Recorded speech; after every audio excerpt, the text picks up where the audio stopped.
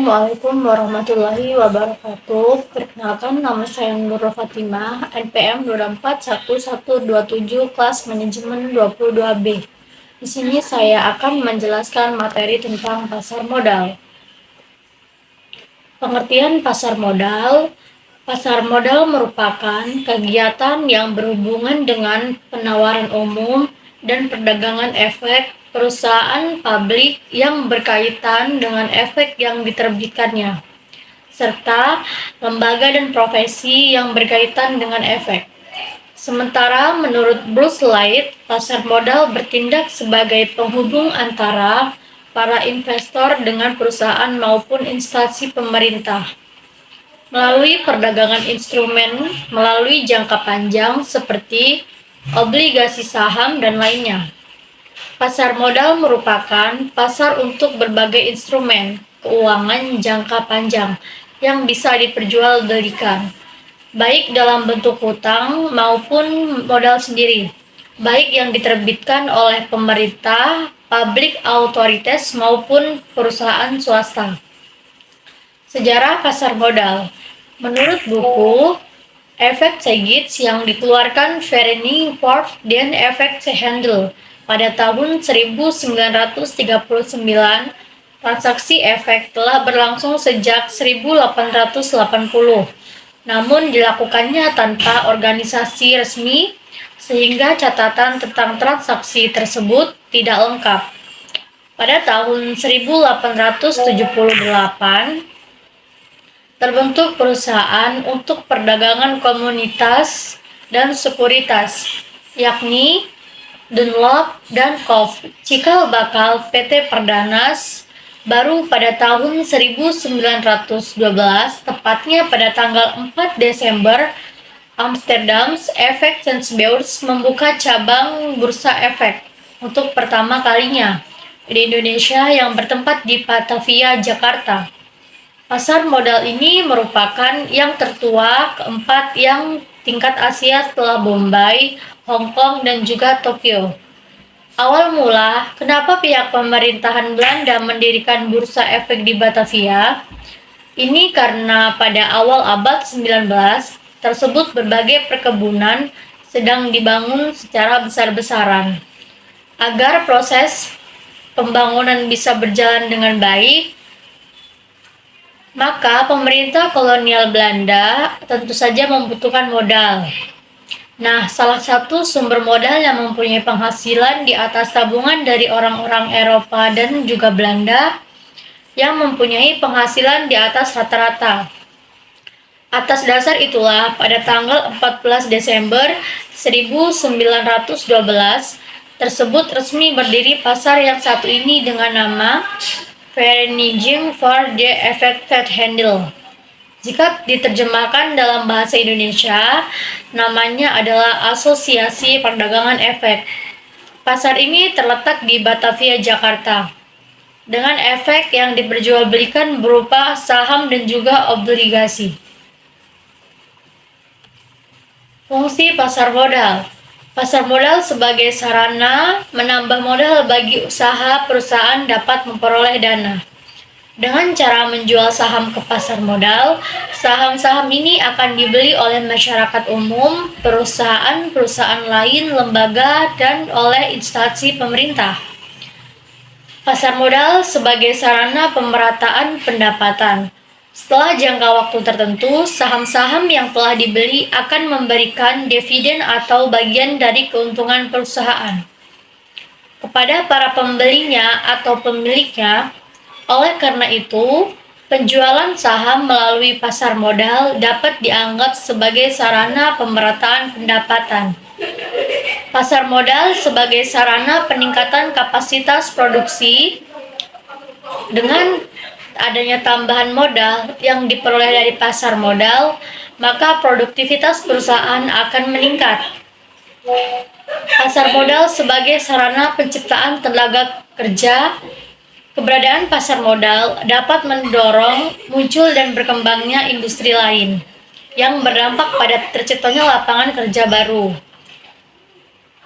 Pasar modal sebagai sarana peningkatan pendapatan setiap negara.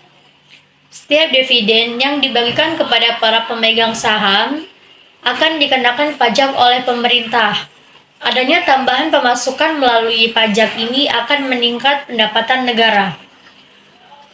Pasar modal sebagai indikator perekonomian negara, aktivitas dan volume penjualan atau pembelian. Di pasar modal yang semakin meningkat padat memberi indikasi bahwa aktivitas bisnis berbagai perusahaan berjalan dengan baik, begitu pula sebaliknya. Instrumen investasi pasar modal. Saham merupakan surat berharga yang menjadi bukti kepemilikan atas sebuah perusahaan. Investor yang memiliki saham di sebuah perusahaan berhak untuk mendapatkan dividen atau pembagian laba. Reksadana dikenal sebagai instrumen investasi yang menjadi wadah untuk pengumpulan serta pengelolaan dana beberapa investor.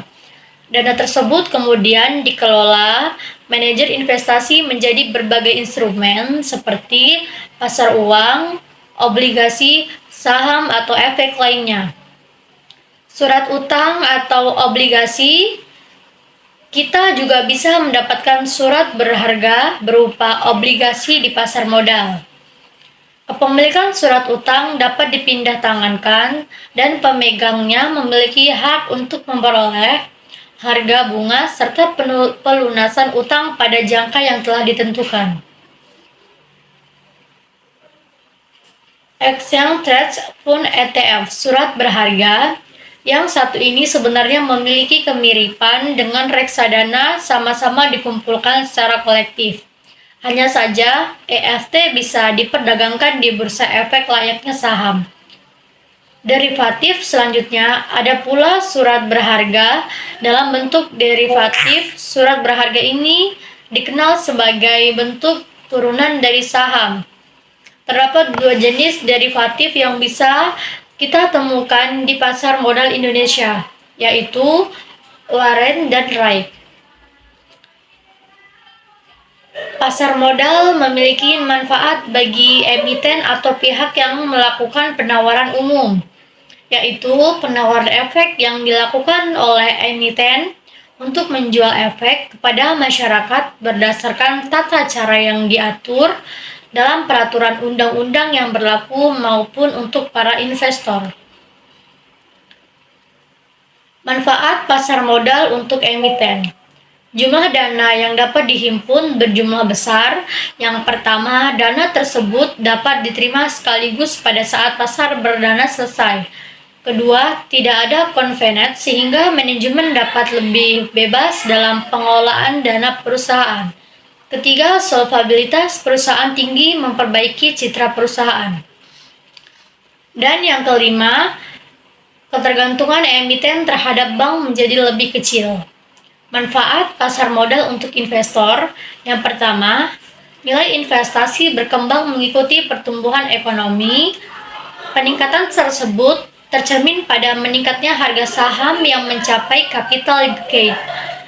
Yang kedua, memperoleh dividen bagi mereka yang memiliki atau memegang saham dan juga bunga bagi pemegang obligasi.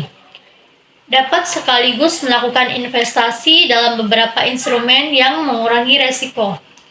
Obligasi sebagai produk investasi menguntungkan.